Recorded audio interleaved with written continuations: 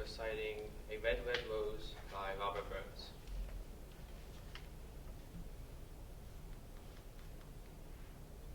Oh, my love is like a red, red rose that's newly sprung in June. Oh, my love is like a melody that's sweetly played in tune.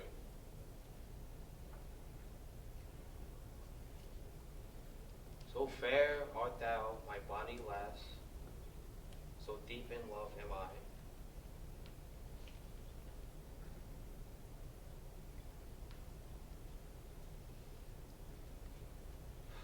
And I will come again, my love, till all the seas gang dry. Till all the seas gang dry, my love, and the rocks melt with the sun. I will come again, my love, while the sands of life shall run. And fare thee well, my only love, and fare thee well a while. And I will come again, my love, though it were 10,000 miles. Thank you.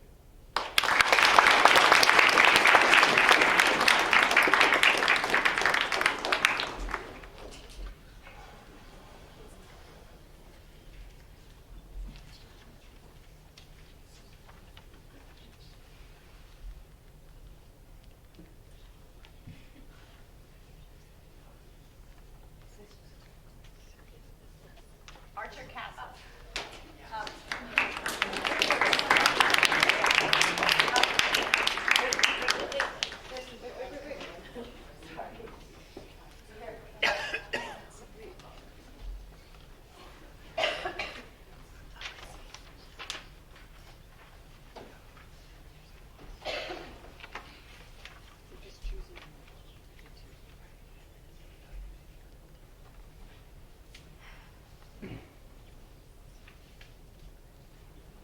Hello, my name is Archer Castle, and I will be reciting The Glories of Our Blood and State by James Shirley.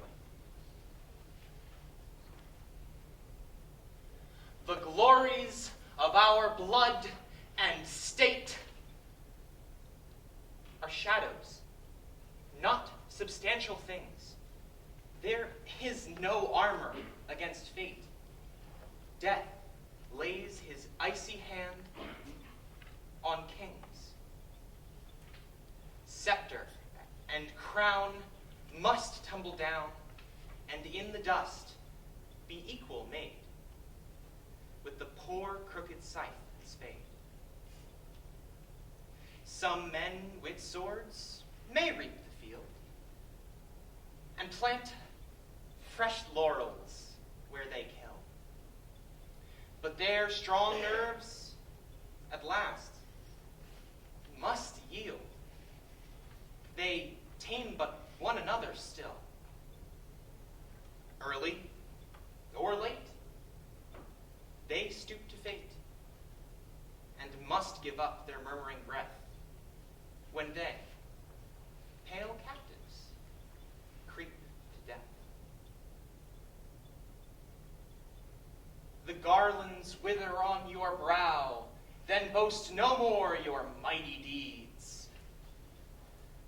Upon death's purple altar now, see where the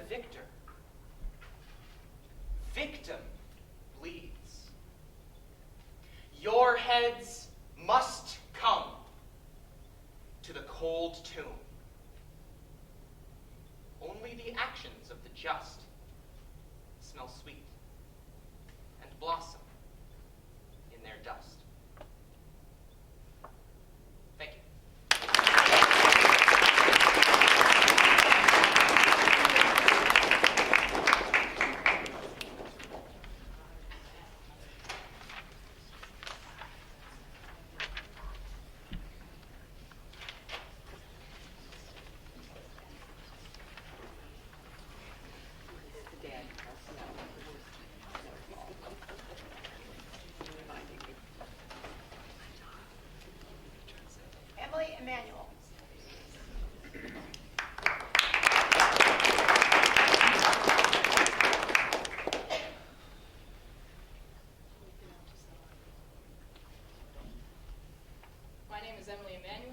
I'll be reciting The Charge of the Light Brigade by Alfred Lord Tennyson.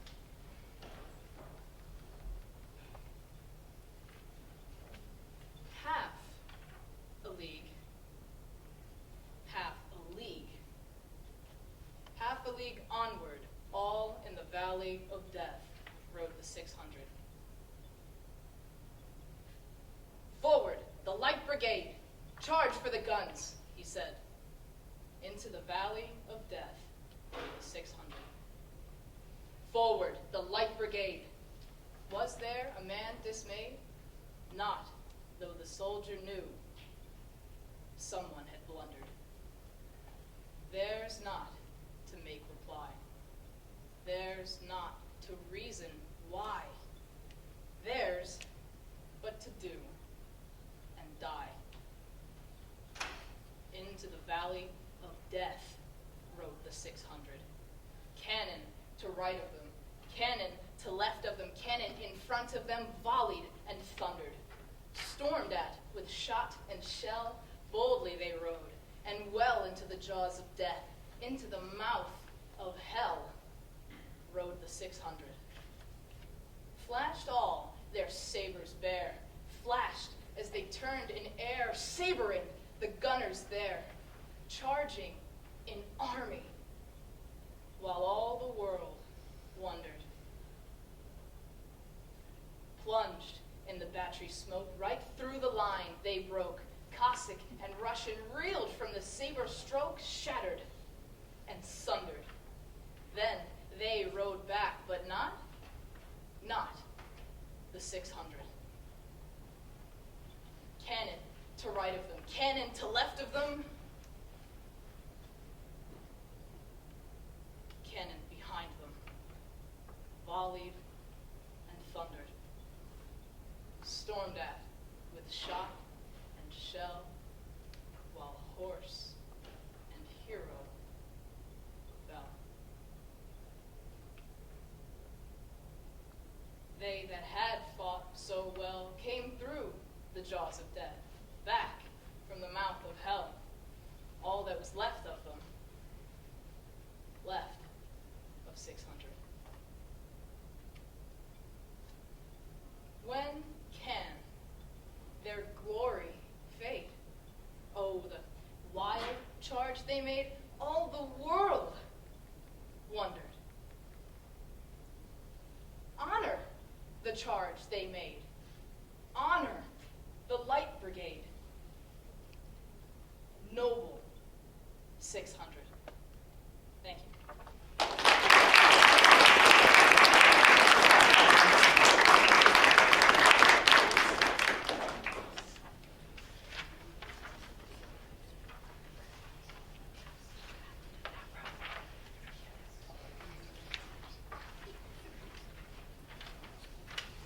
Here we go. Spencer Schwartz.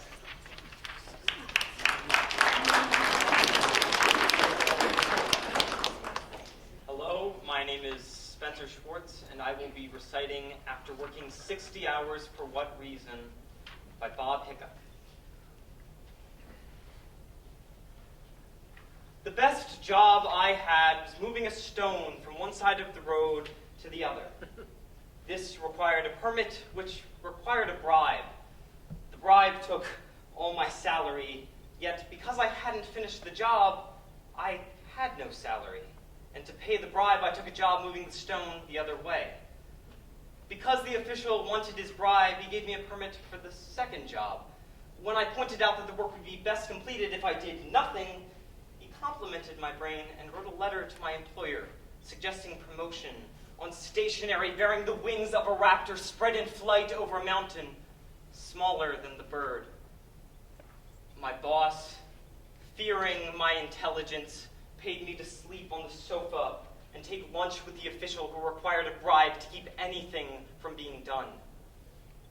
When I told my parents, they wrote my brother to come home from university to be slapped on the back of the head.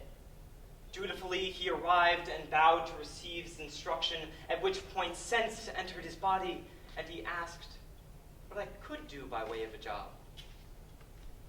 I pointed out there were stones everywhere, trying not to move. All it took was a little gumption to be the man who didn't move them. It was harder to explain the intricacies of not obtaining a permit to not do this.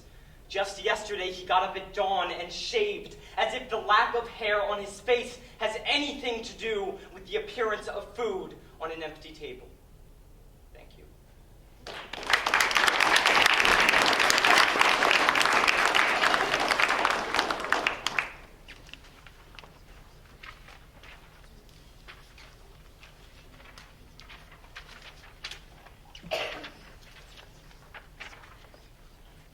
Amelia Phillips.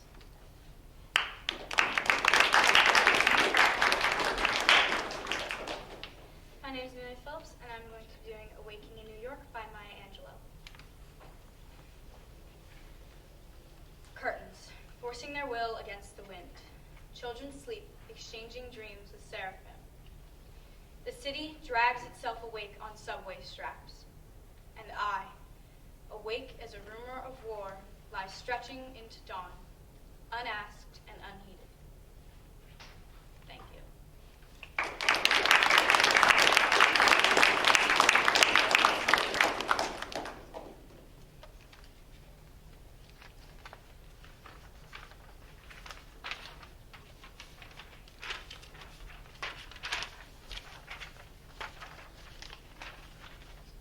Callie Kinder.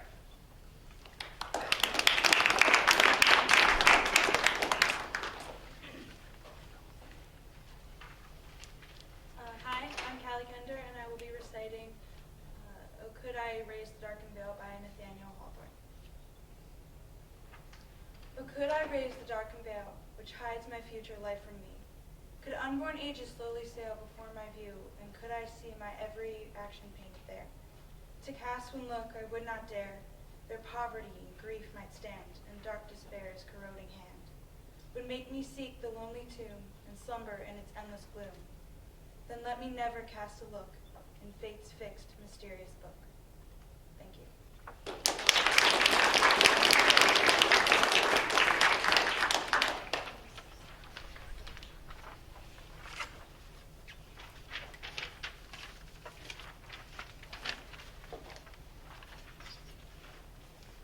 Mark Feynman.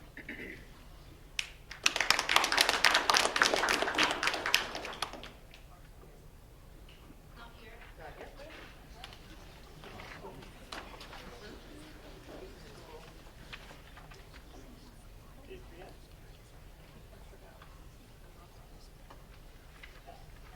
All right, Julian Nelson.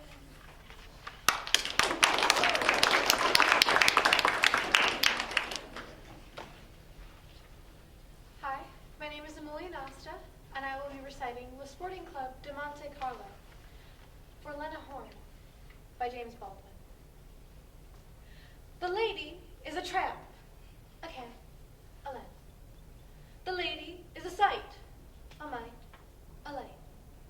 The lady devastated an alley or two, relegated through the valley, which leads to me and you. The lady is the apple of God's eye. He's cool enough about it, but he tends to strut a little when she passes by. The lady is a wonder, daughter of the thunder, smashing cages, legislating rages, with the voice of ages singing us through. Thank you.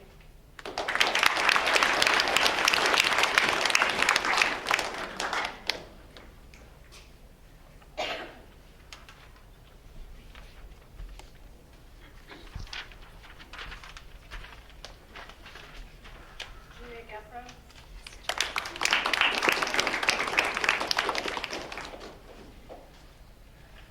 Hello, I am Julia Guffro, and I will be reciting Aria by David Barber.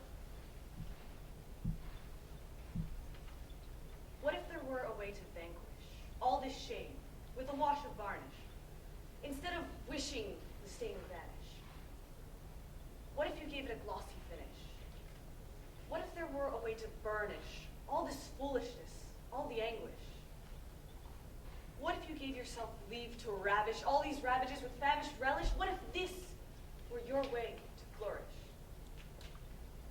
What if the self you love to punish, knavish, peevish, wolfish, sheepish, were all slicked up in something lavish?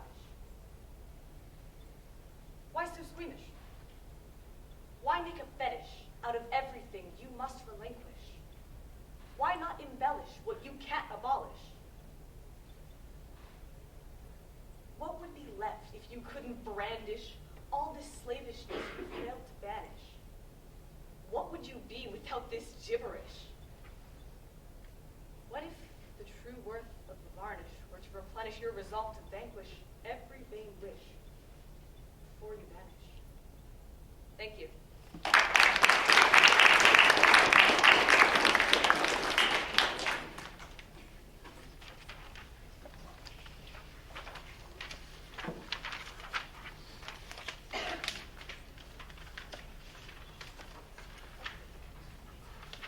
Caroline Kratz.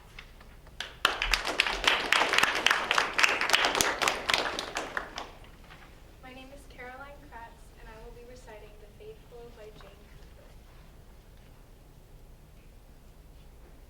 Once you said, joking slyly, if I'm killed, I'll come to haunt your solemn bed. I'll stand and glower at the head to see if my place is empty still or filled. What was it woke me in the early darkness before the first birds twittering?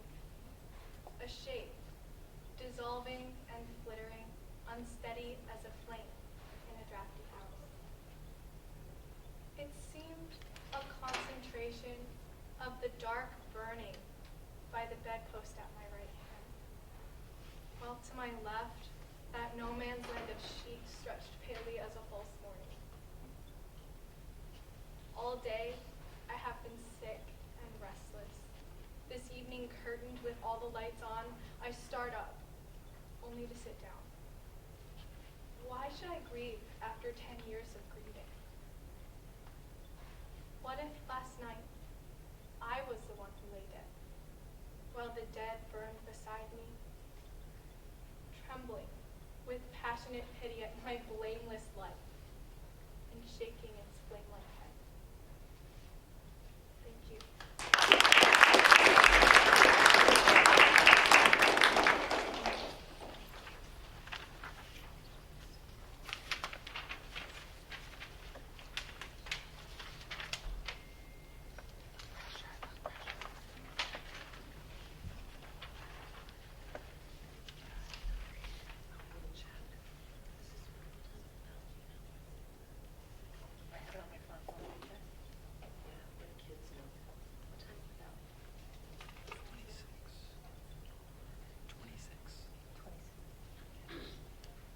David Gelman.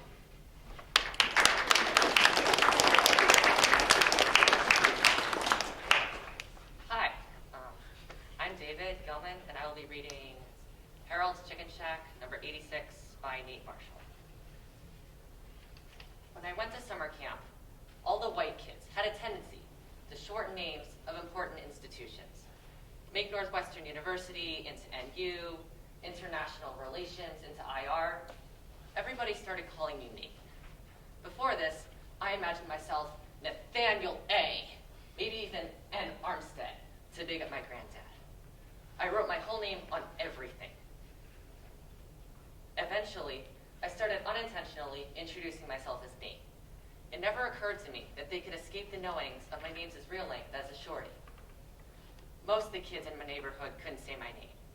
McDaniel, Nickdaniel, McDonald shot across the courts like wild heaves toward the basket. The subconscious visual of a chicken shack seems a poor fit for national expansion. Harold's Chicken is easier. Sounds like Columbus's flag stuck into a cup of coleslaw. Shack sounds too much like home for wearing, like building our own. Thank you.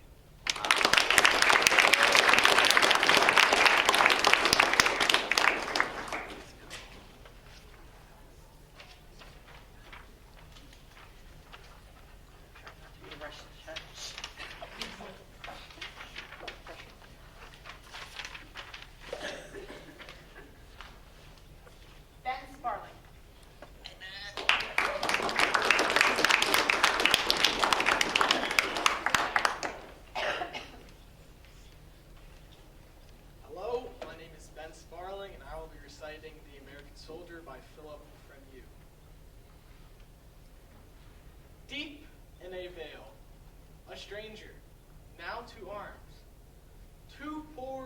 shining courts, too proud to beg. He, who once warred on Saratoga's plains, sits musing o'er scars and wooden leg, remembering still the toil of former days.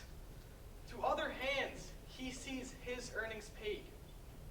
They share the due reward. He feeds on praise, lost in the abyss of want, misfortune's shade. Far, far from domes where splendid tapers glare, 'tis his from dear brought peace, no wealth to win, removed alike from courtly cringing squires, the great man's levy and the proud man's grin. Sold are those arms which once on Britons blazed, when flushed with conquest to the charge they came. That power repelled and freedom's fabric raised, she leaves her soldier, famine, and aneam. Thank you.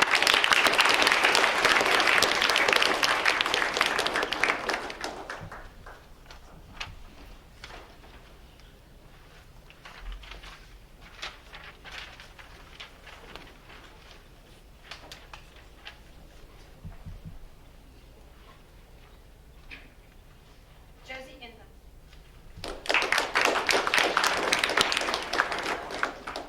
Hello, I'm Josie, and I will be reciting I Carry Your Heart With Me, I Carry It In by E.E. Cummings.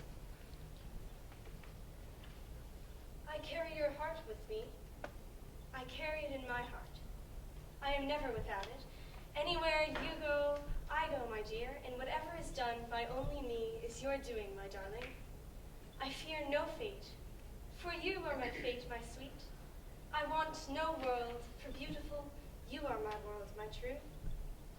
And it's you are whatever a moon has always meant, and whatever sun will always sing is you. Here is the deepest secret nobody knows. Here is the root of the root, and the bud of the bud, and the sky of the sky of a tree called life, which blooms higher than soul can hope or mind can hide. And this is the wonder that's keeping the stars apart. I carry your heart. I carry it in my heart. Thank you.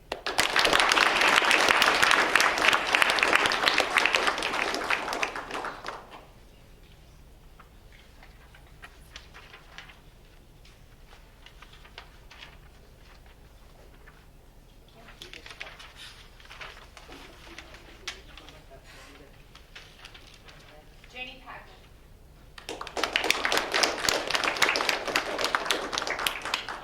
Hi, I'm Jamie Paxman, and I'm going to be reciting Self-Portrait by Chase Mitchell. I know I promised to stop talking about her, but I was talking to myself. The truth is, she's a child who stopped growing, so I've always allowed her to tag along. And when she brings her melancholy close to me, I comfort her. Naturally, you're curious. You want to know how she became a gnarled branch veiled with diminutive blooms. But I've told you all I know. I was sure she had secrets, but she had no secrets. I had to tell her mine. Thank you.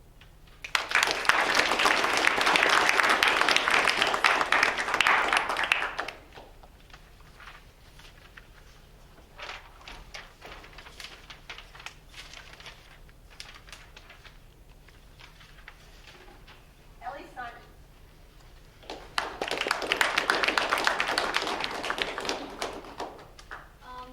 Hi everyone, I'm Ellie, and I'm going to be reciting the poem Amor Mundi by Christina Rossetti. Oh, where are you going? With your love locks flowing, on the west wind blowing along this valley track? The downhill path is easy. Come with me and it please ye. We shall escape the uphill by never turning back. And so, they two went together in glowing August weather. The honey-breathing heather lay to their left and right. And dear, she was to dote on. Her swift feet seemed to float on the air, like soft twin pigeons too sportive to alight. Oh, what is that in heaven? Where great cloud flakes are seven, where blackest clouds hang ribbon just at the rainy skirt? Oh, that's meteor sent us, a message.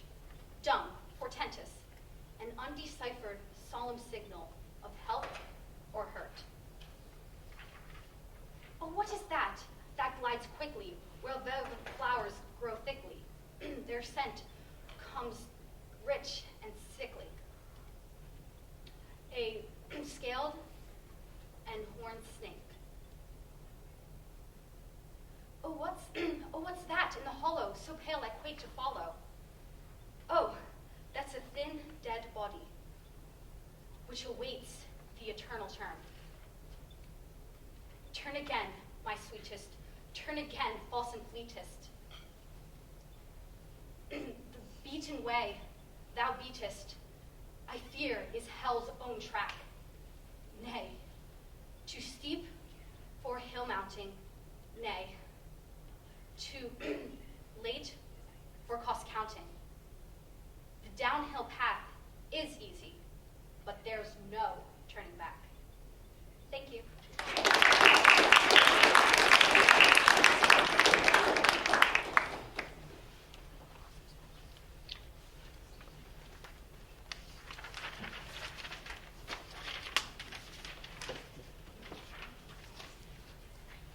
Nate, Jen.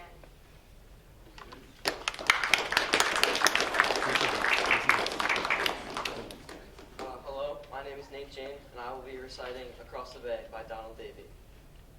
The queer thing about those waters, there are no birds there, or hardly any. I do not miss them. I do not remember missing them, or thinking it uncanny. The beach so-called was a blinding splinter of limestone, a quarry, outraged by holes. We took pleasure in that. The emptiness, the hardness of the light, the silence and the water stillness. These birds flew out from the minds of fishermen and became fishing peons. Wealthy sailors watched as darters emerged again to spread drenched wings in the sun and marked them as emblems for spinnakers. Painters and ornithologists studied darters until they became black, feathered arrows that pierced the souls of their creators. And those birds wrote surf of bitter laughter and wiped out on a zoo's concrete key largo. To imitate darters, lovers rip off their clothes and plunge into the swiftness of estuaries. Down the water column, they entered brackish hell, their hair transformed to iridescent plumage, ruffled by the memories of Earth's human atmosphere. We can experience the lives of these feathered beings by flexing our particular despairs each morning. At evening, we take in the news as best we can. On late nights, we gaze at dead bodies of water and almost perceive those wet wings working the tide. Thank you very much.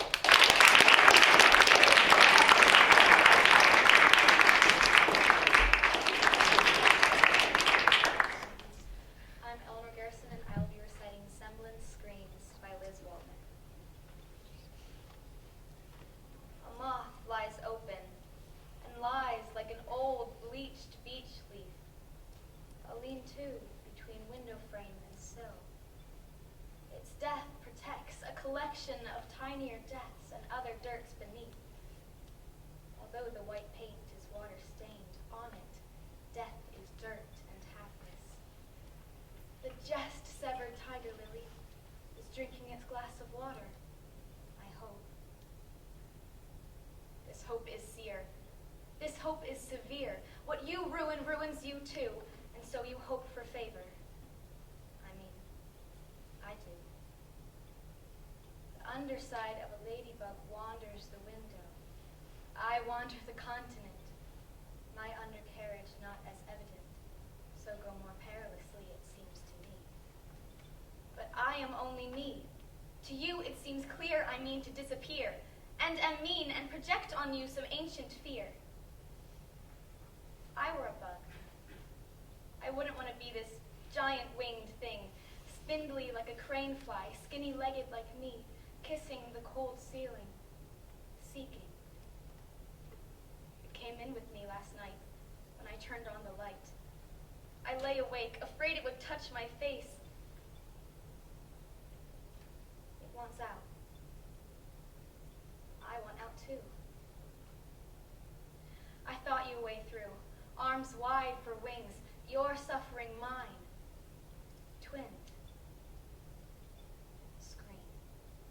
Your unbelief drives me in, doubt for dirt, white sheet for sill. You don't stay other enough, or still enough, to be like him too. Thank you.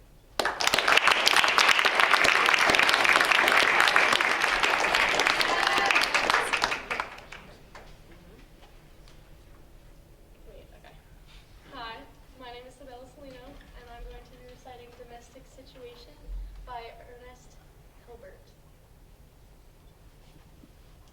Maybe you've heard of this, maybe not.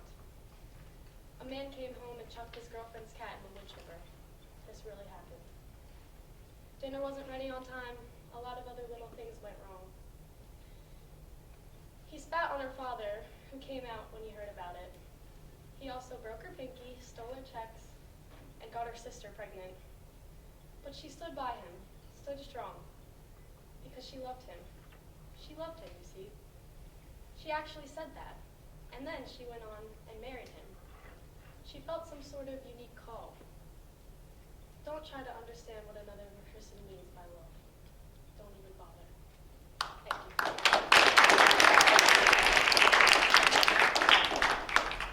Hi, I'm Julia Ryan, and I'm going to be reciting When You Are Old by William Butler Yeats. When you are old and gray and full of sleep and nodding by the fire, and full of dream. Take down. Oh, take down this book. Take down this book and slowly read, and dream,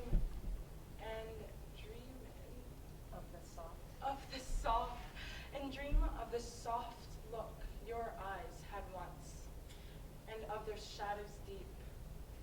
How many loved the moments of your glad grace, and loved your beauty with love, false or true.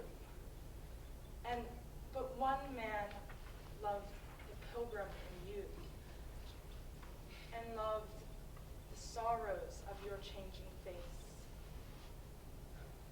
And bending down beside the glowing bars, murmured a little sadly how love fled, and paced upon the mountains overhead, and hid his face amid a crowd of stars. Thank you.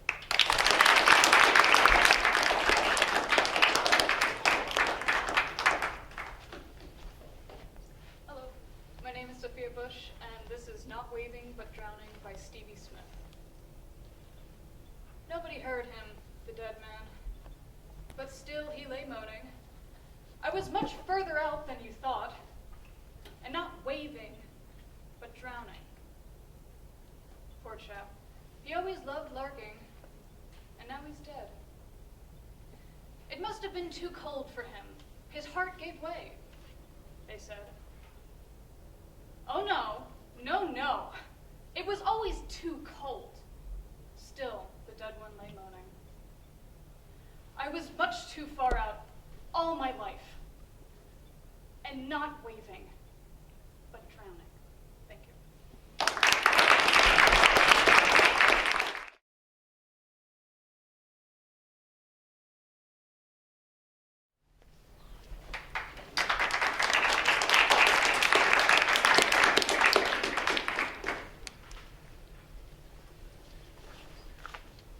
My name is Rick Barrett, and I am doing Catch a Little Rhyme by E. Barrett.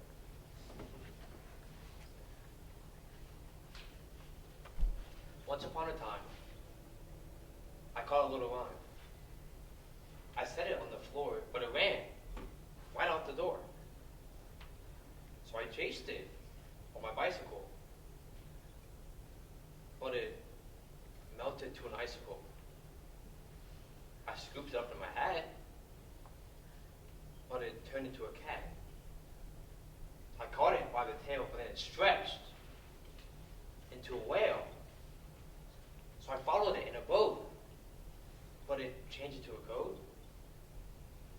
And when I fed it tin and paper, it became a tall skyscraper. Then it grew into a kite and flew far out of sight. Thank you.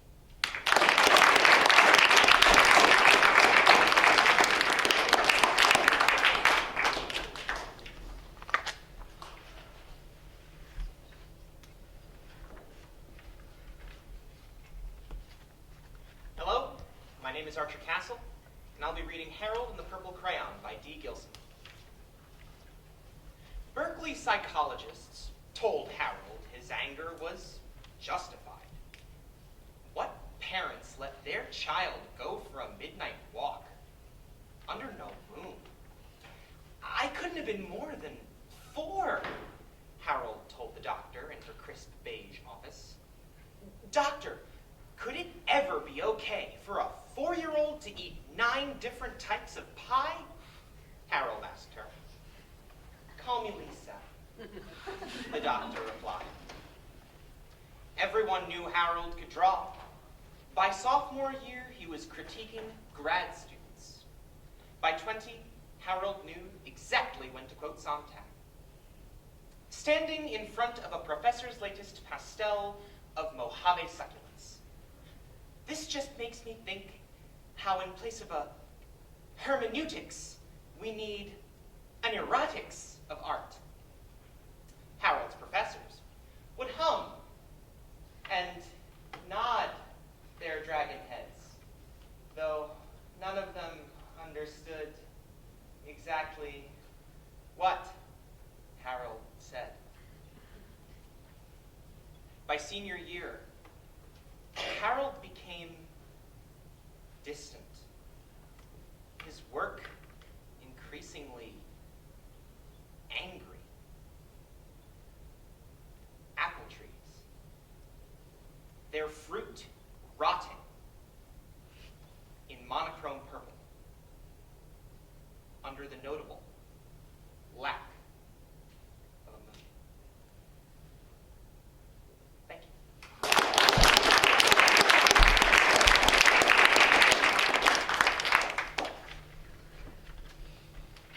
My name's Emily Emanuel. I'll be reciting Diameter by Michelle Weibert. You love your friend. So you fly across the country to see her. Your friend is grieving. When you look at her, you see that something's missing. You look again. She seems all there. Reading glasses, sarcasm, leather pumps. What did you expect? Ruins? Demeter without arms in the British Museum? When Persephone was taken, Demeter damned the world for half the year.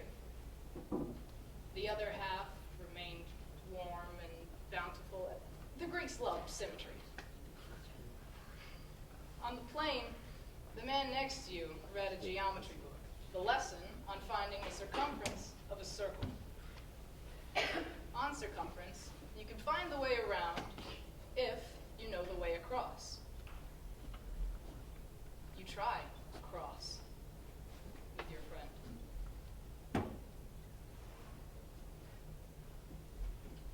You try around. I don't believe in an afterlife, she says. But when Kay died, I thought I might go after her.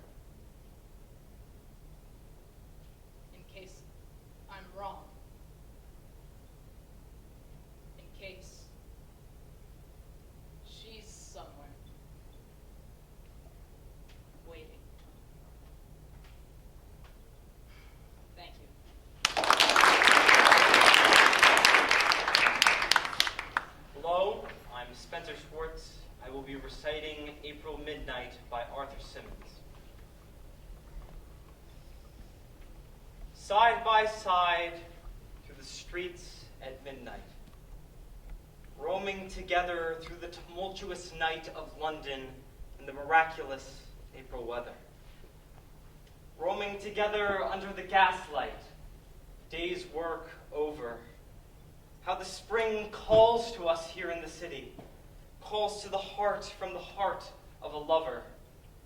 Cool, too, the wind blows fresh in our faces, cleansing, entrancing, after the heat and the fumes and the footlights where you dance and I watch your dancing. Good it is to be here, together. Good to be roaming, even in London, even at midnight, lover-like in a lover's gloaming.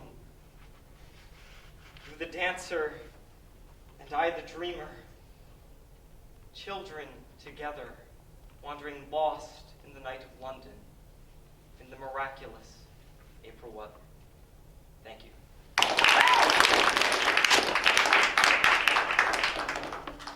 My name is Amelia Phillips, and I will be Walking by the Woods on a Snowy Evening by Robert Frost. Whose woods these are, I think I know.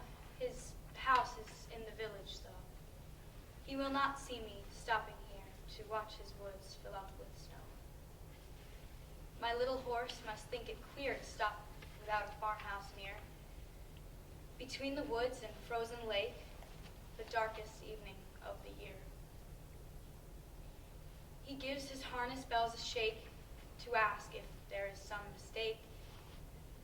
The only other sounds, the sweep of easy wind and downy flake.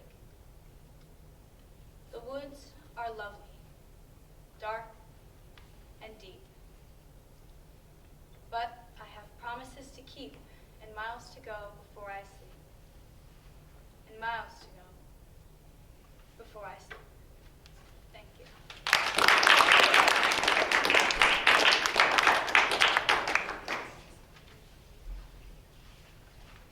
Hello, my name is Ben Sparling, and I will be doing London by William Blake. I wandered through each chartered street, near where the chartered Thames does flow, and mark in every face I meet, marks of weakness, marks of woe. In every cry of every man, in every infant's cry of fear, in every voice, in every band, the mind-forged manacles I hear. How the chimney sweepers cry, every blackening church appalls, and the hapless soldier's sigh runs in blood down palace walls. But most through midnight streets I hear, how the youthful harlot's curse blasts away the infant's tear, and blights with plague the marriage hearse. Thank you.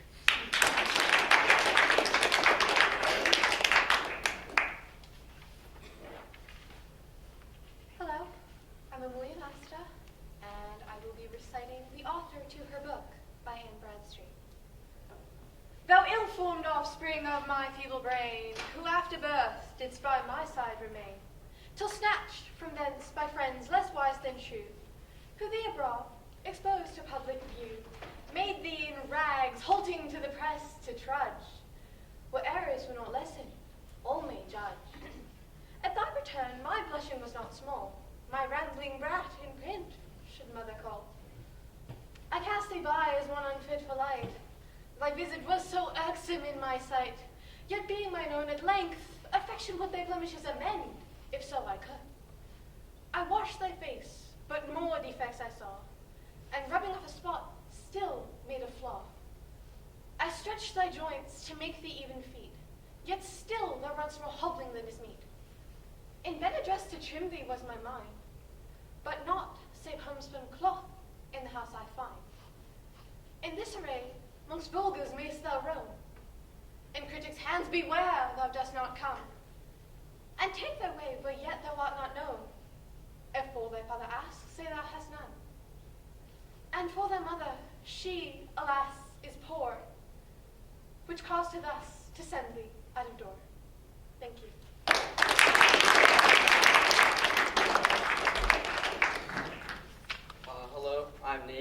be reciting The Ocean by Nathaniel Hawthorne. The ocean has its silent caves, deep, quiet, and alone. And though there be fury on the waves, beneath them there is none. The awful spirits of the deep hold their communion there. And there are those for whom we weep, the young, the bright, the fair.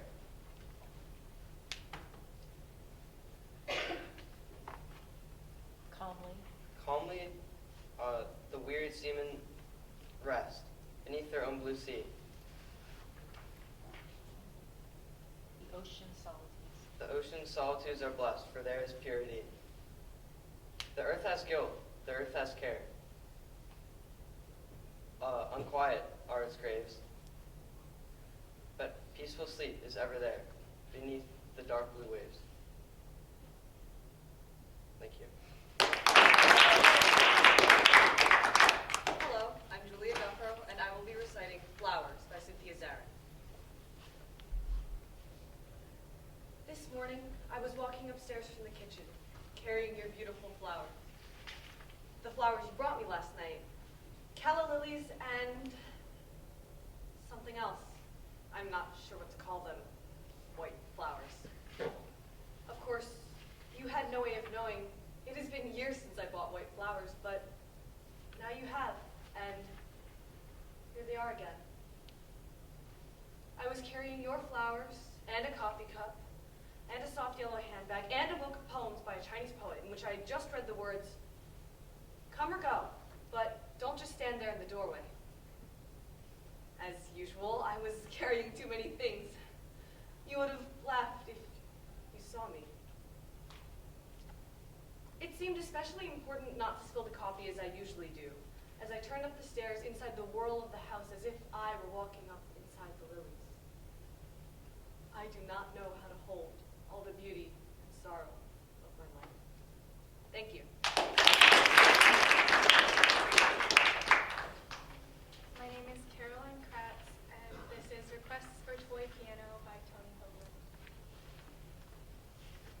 Play the one about the family of the ducks, where the ducks go down to the river, and one of them thinks the water will be cold.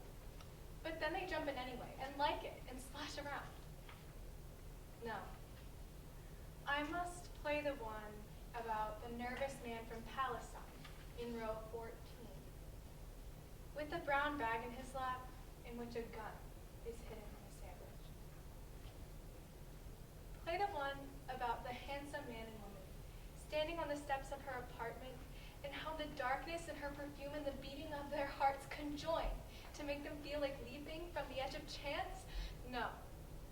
I should play the one about the hard rectangle of the credit card hidden in the man's back pocket, and how the woman spent an hour plucking out her brows, and how her perfume was made from the destruction of 100 flowers. Then, play the one about the flower industry, in which the migrant workers curse their own infected hands from tossing sheaves of roses and carnations into the back of the refrigerated trucks. No.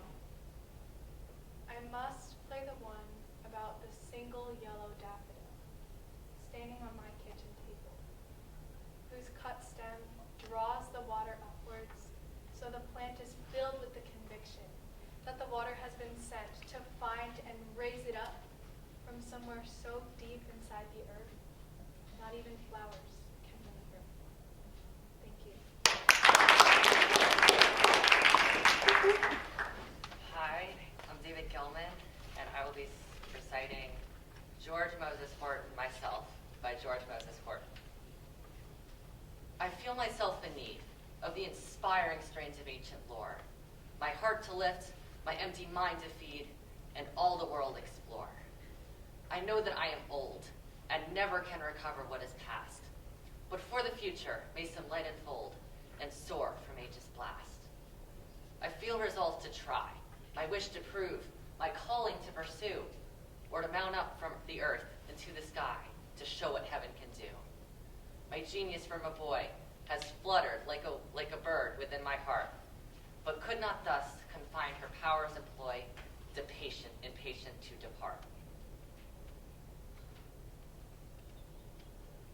She, like a bird, spread her wings, her power to be unfurled, and let her voice be loudly heard and dart from world to world.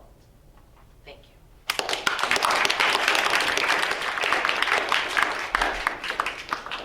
Hello again. I'm Josie, and I will be reciting Late Summer by Jennifer Brooks.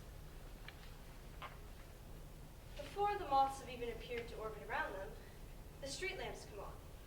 A long row of them glowing uselessly around the ring of garden that circles the city center, where your steps count down the dulling of daylight. At your feet, a bee crawls in small circles like a toy unwinding. Summer specializes in time, slows it down almost to dream. And the noisy day goes so quiet, you can hear the bedraggled man who visits each trash receptacle mutter in disbelief. Everything in the world is being thrown away. Summer lingers, but it's about ending. It's about how things redden and ripen and burst and come down. It's when city workers cut down trees, demolishing one limb at a time, spilling the crumbs of twigs and leaves into the empty tablecloth of the street. Sunglasses, the man softly exclaims, while beside him blooms a large gray rose of pigeons huddled around a dropped piece of bread. Thank you. Hi, I'm Jamie Paxson, and I'm going to recite You Wings by Alice Miller. Looking out at a man's name on a battered wingtip in strong wind, was it planned that when the cheek wing bends, the name stays steady? What if it didn't matter how much you trod over the body of your mother? What happened when you were younger, how you tried forgetting and forgot to forgive? Something has to hold you. Numbers, columns, cards to swipe, books to shelve, pints to pour. A life filled with fixed wings, with hard grasps, with the grateful. What's worth keeping? Not the sad boy who blamed you for all the ways he was broken. Not the man's name on the wings, but why not the battered wing itself? Why not the woman thinking? Why not the river below? Its lips wet, footprints animal. What forked tongues come when clouds crack open? When the skies watch you sleep all day and now looks down its darkness. There's all night to stay awake. Thank you. I'm Ellie, and I'm going to be performing The Heavenly City by Stevie Smith. I sigh for the heavenly country, where the heavenly people pass, and the sea... And the sea is as quiet as a mirror of beautiful, beautiful glass. I walk in the heavenly field with lilies and poppies bright. I am dressed in a heavenly coat of polished white. When I walk in the heavenly parkland, my feet on the pasture are bare. Tall waves of grass, but no harmful creatures there. At night, I fly over the housetops and stand on moony beams. Gold are all of heaven's rivers, and silver her streams. Thank you.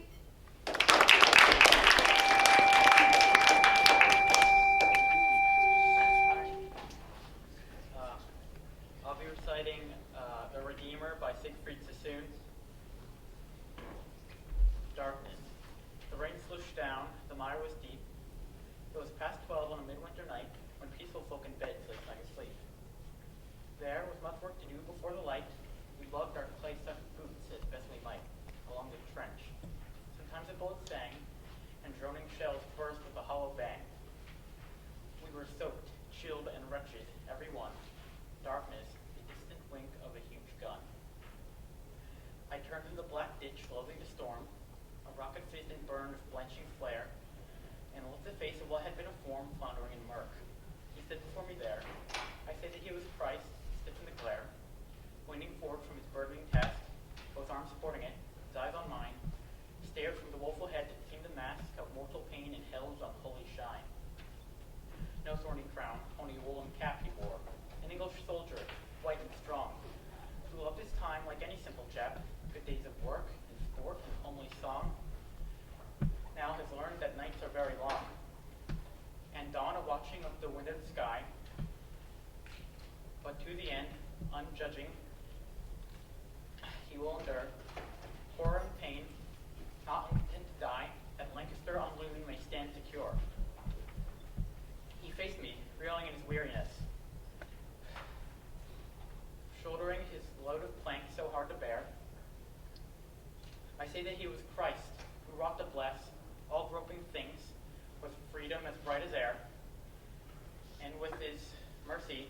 washed and made them fair.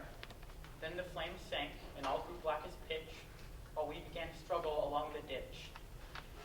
And someone flung his burden in the muck, mumbling, "Oh, Christ almighty, now I'm stuck." Thank you. I'm Sophia Murphy, and I'm going to be reciting It Couldn't Be Done by Edward Albert Gust.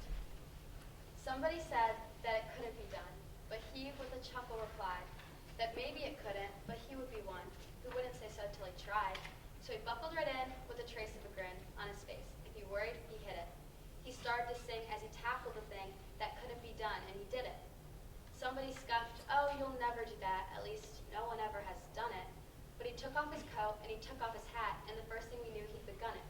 With a lift of his chin and a bit of a grin, without any doubting or quit it, he started to sing as he tackled the thing that couldn't be done, and he did it.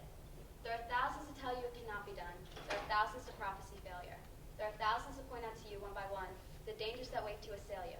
But just buckle right in with a bit of a grin. Just take off your coat and get to it. Just start to sing as you tackle the thing that cannot be done, and you'll do it. Thank you.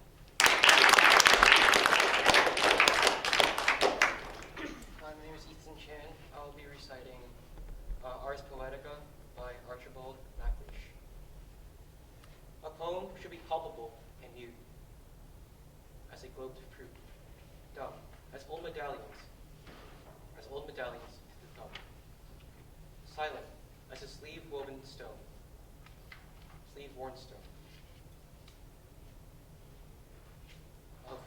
of casement ledges,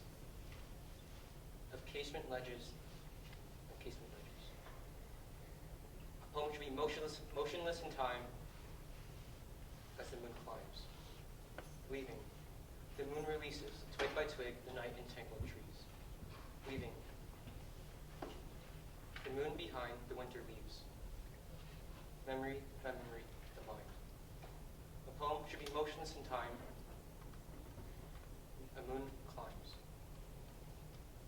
A poem should be equal to, not true. Of the history of grief, an empty doorway in a maple leaf. For love, the leaning grasses in two lights above the sea. A poem should not mean but be.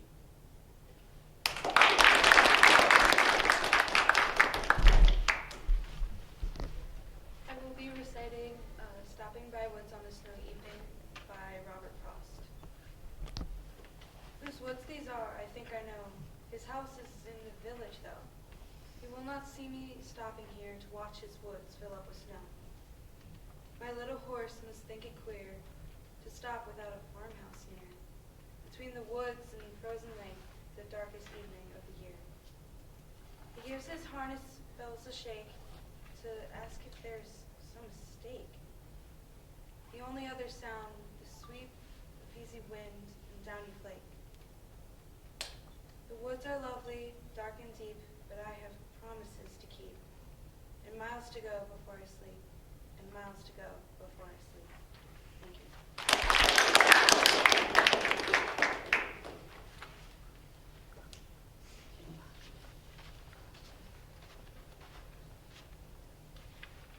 Hello, my name is Arun Mohan, and I will be reciting Ozymandias by Percy Shelley.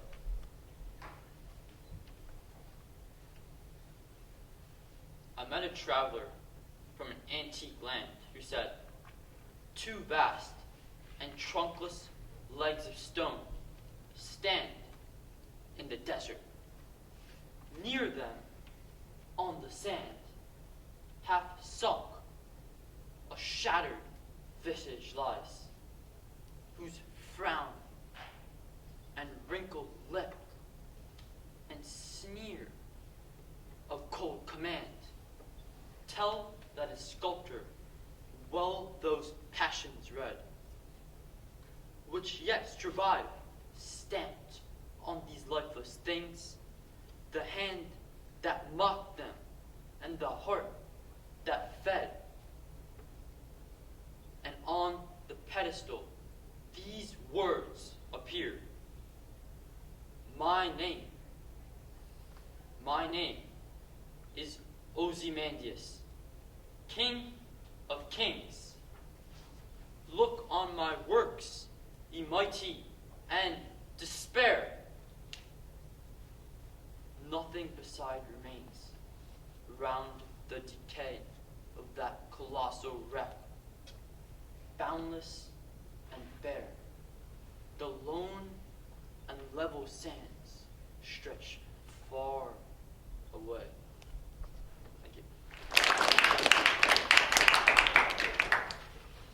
I'm Eleanor, and I'll be reciting Let the Light Enter by Frances Ellen Watkins Harper. Dying words of Goethe. Light! More light! The shadows deepen and my life is ebbing low. Throw the windows widely open, light! More light, before I go. Softly let the balmy sunshine play around my dying bed, ere the dimly lighted valley I, lonely feet, must tread. Light, more light! For death is weaving shadows round my waning sight, and I fain would gaze upon him through a stream of earthly light. Not for greater gifts of genius, not for thoughts more grandly bright. All the dying poet whispers is a prayer for light, more light. Heeds he not the gathered laurels, fading slowly from his sight? All the poet's aspirations center in that prayer for light. Gracious Savior, when life's daydreams melt and vanish from the sight, may our dim and longing vision then be blessed with light. More light.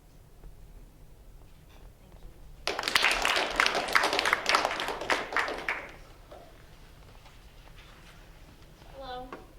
I will be reciting When I Heard the Learned Astronomer by Walt Whitman. When I heard the learned astronomer, when the proofs, the figures were ranged in columns before me, when I was shown the charts and diagrams to add, divide, and measure them, when I, sitting, heard the astronomer where he lectured with much applause in the lecture room, how soon unaccountable I became, tired and sick.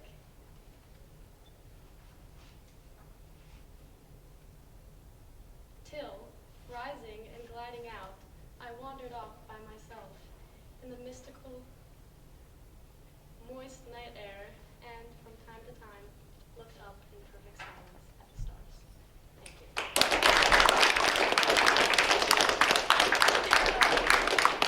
I'm going to be reciting Numbers by Mary Cornish. I like the generosity of numbers. The way, for example, they are willing to count anything or anyone. 2 pickles, 1 door to the room, 8 dancers dressed as swans. I like the domesticity of addition. Add 2 cups of milk and stir. The sense of plenty. 6 plums on the ground, 3 more falling from the tree. Multiplication school of fish times fish, whose silver bodies breathe beneath the shadows of a boat. Even subtraction is never loss, just addition somewhere else. 5 sparrows, take away 2. The 2 in someone else's garden now. There's an amplitude to long division. As it opens, Chinese takeout box by paper box. Inside every folded cookie, a new fortune. And I never fail to be surprised by the gift of an odd remainder, footloose at the end. 47 divided by 11 equals 4, with 3 remaining. 3 boys beyond their mother's call. 2 Italians off to the sea. 1 sock that isn't anywhere you look. Thank you.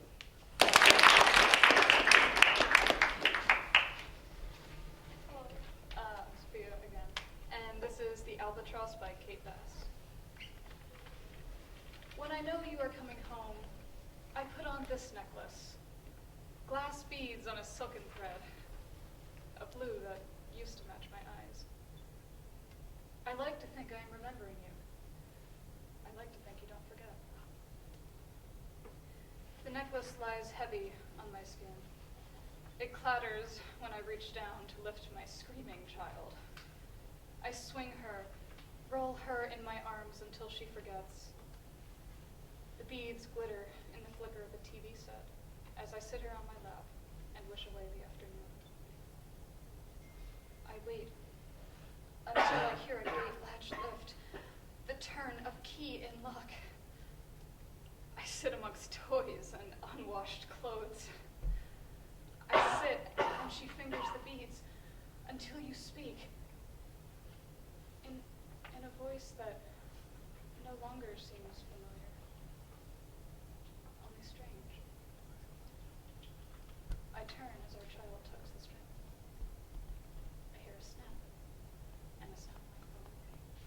Thank you.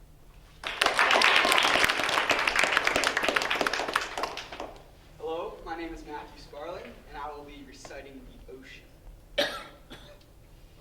The ocean has its silent caves, deep, quiet, and alone.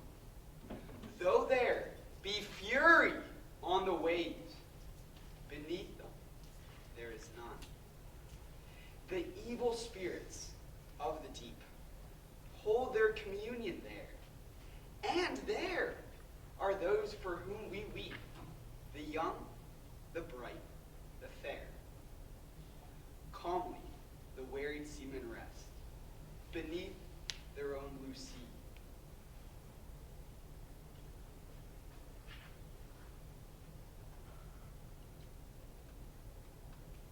The ocean's solitudes are blessed, for there is purity.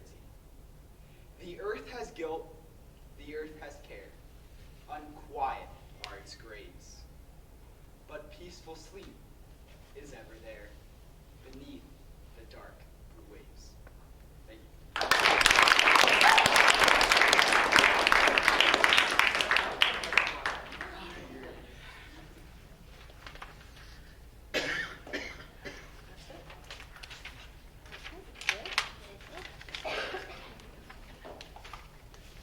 That's it, Mr. Lowe?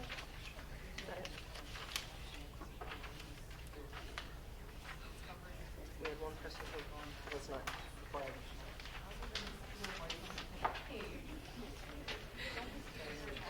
Yeah, I'd like to thank you all for reciting this afternoon. You all did a wonderful job while we tallied the final results, but I would really like to thank you. It's a real honor to watch you all. You did such a great job. So I think you should all give yourselves a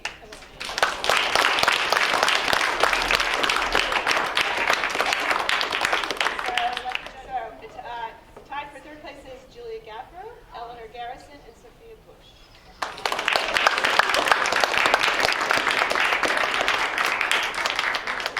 Second place is Spencer Schwartz. And first place is Archer Castle.